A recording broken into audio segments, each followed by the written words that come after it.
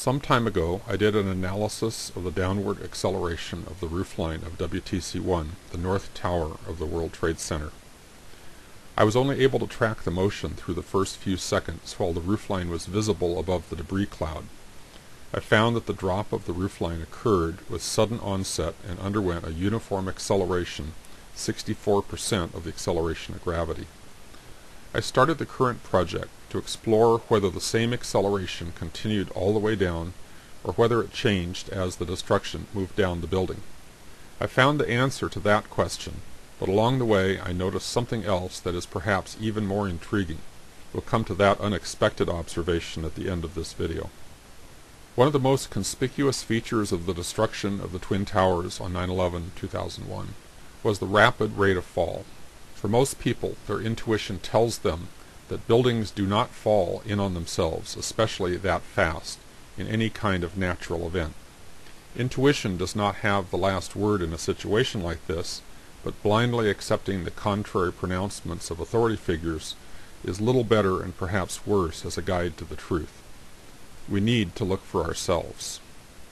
It is commonplace to hear that the Twin Towers fell at freefall speed. As a point of clarification, the rate of fall is characterized by acceleration, not speed. This is more than just a vocabulary question. It involves a basic concept. So let's pause for a little demonstration. One tool I use for studying motion on video clips is a program called Tracker. It's part of the open source physics project, and it's freely available on the internet. What I'm going to do here is drop a soccer ball and record its motion. To do that, I have to add marks on each frame. The program collects the positions from the pixel locations and the times from the frame numbers. It displays the data in a table and a graph. This graph shows the vertical position y versus time t. What results is a picture of the motion of the ball spread out over time. To translate the pixel positions to actual measurements, I have to calibrate the image by marking something of known length. In this video, I'm holding a meter stick, so by marking the ends of the meter stick, the program can figure out how many pixels on the video make up 1 meter in the real world. Another thing we can do is look at other quantities. For instance, if we plot the vertical component of the velocity versus time, we get a graph that looks like this.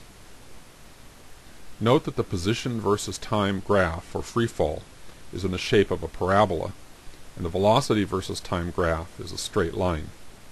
What's going on here is that when I let go of the ball, the velocity starts out at 0 and increases downward by equal amounts in equal increments of time.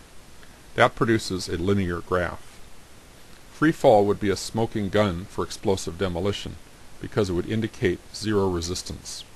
Building 7 fell in actual free fall for over 2 seconds. NIST has grudgingly acknowledged this in their final report, but has refused to even address the obvious implications. In my earlier video, I measured the rate of fall of the roofline of WTC-1 for the first few seconds while it was visible, and found that it came down with constant acceleration, 64% of the acceleration of gravity. In that video, I showed the fact that the top section of the building accelerated right through its collision with the lower section is also a smoking gun for explosive demolition. Watch the video Downward Acceleration of the North Tower. I won't repeat the argument here. In that video, I noted that if the rate of acceleration persisted, the tower would fall in 11.5 seconds.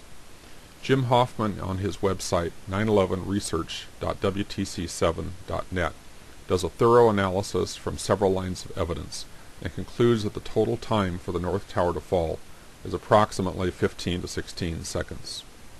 I wanted to understand the rate of fall beyond the first few seconds. Measuring the motion of falling clouds of debris is difficult, so rather than a direct measurement, I wrote a program to put 2 sets of markers on a video of the falling tower. Both start at the height of the roofline. The blue mark descends at free fall. The red mark descends at 64% of free fall. As we run through the clip, it is clear that the top of the debris cloud does indeed lag behind both marks. Even the heavy falling debris near the bottom falls at less than free fall because it is meeting air resistance. So much for the original purpose of this project. However, along the way I noticed something else. One feature is actually keeping up with the red mark, the original downward acceleration of the roofline. That's the sequence of ejections at the lower right on the west wall of the tower.